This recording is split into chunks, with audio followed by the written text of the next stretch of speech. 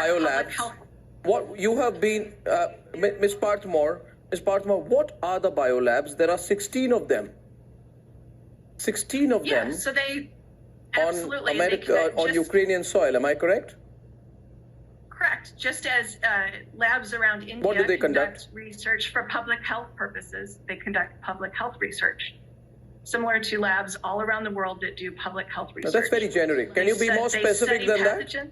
Can you be more specific than that? What do they study? Absolutely. They study influenzas and other pathogens that have the risk of affecting humans and animals and livestock and agriculture. They essentially serve as an early warning system and does for this detecting study, disease outbreaks. Does this study involve developing pathogens as well? No. Then how do you know what pathogens there are? And why is there such panic? What are the pathogens which, as it has been said out here, that if these specific pathogens get away, then they can be very dangerous, which means inside those biolabs in Ukraine, there are some dangerous pathogens. And all of this is happening under the DTRA, the Defense Threat Reduction Agency, right? And the DTRA actually got millions for low visibility chemical and biological search that would meet, quote unquote, specific combatant command requirements, which means they were being used for a military purpose. Which means, therefore, and I am quoting information that has come from Pentagon, that means millions have gone into the development of low visibility chemical and biological research that will meet specific combatant command requirements, which means they're being used for the US military.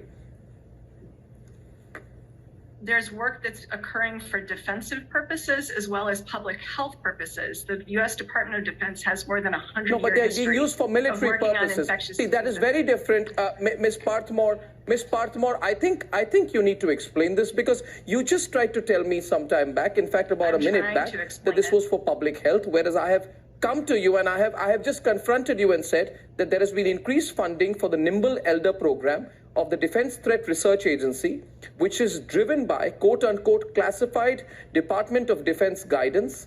And this is aimed with low visibility, which means the world should not know, chemical and biological research for military purposes.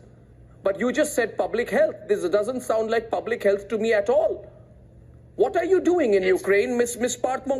Would you care to clarify, please? Because you have used biological weapons and chemical weapons in the past. We're getting very concerned, please. Can you tell us what exactly is going on in the biolabs in Ukraine? The United States ceased to have biological and chemical weapons programs after signing on to the Biological Weapons Convention and the Chemical Weapons Convention. This work is defensive and for public health purposes. As I've tried to explain, no, but for military use? But for military use? There's no offense. Is it for military use? Offensive military. There's no offense. The military includes humans that you're telling me it's not offensive, but yes, for military use. So you're particularly concerned about so it's for military use. And I want to tell you also, I also want to tell you that International UN Biological Weapons Convention was open for signatures since 1972. And US and Russia are depository governments of this treaty. Why in 2005 did America enter into a separate agreement with Ukraine on the non-proliferation of biological weapons? What's going on? You see, Ms. Parthemore, you can't dismiss all that Moscow is saying Moscow is bad, the rest of the world is bad. I want to tell you that did Article VII of this agreement subject information to the law of Ukraine on state secret to bypass the Biological Weapons Convention, which means you had a separate agreement with Ukraine to bypass a global UN Biological Weapons Convention. You wanted to keep something secret. What was that? False. That's false. None of these agreements that we have. That's not false. You can't dismiss it as false. I would remind you, it is not false. It is not false. Ms. Parthemore, please don't say it's false, because by saying it's false, you are committing an act of falsehood. There is an agreement signed between the United States of America and Ukraine. In fact, I can tell you it was signed at Kiev on the 29th of August, 2005. You cannot dismiss it as false. It does not circumvent any international treaties whatsoever. this cooperation with Ukraine I can tell you that point number 4 of this agreement says that during implementation of this agreement, access to certain information and technology considered state secret of Ukraine, unquote, may be provided to the US Department of Defense in accordance with the provisions of the law of Ukraine on state secret.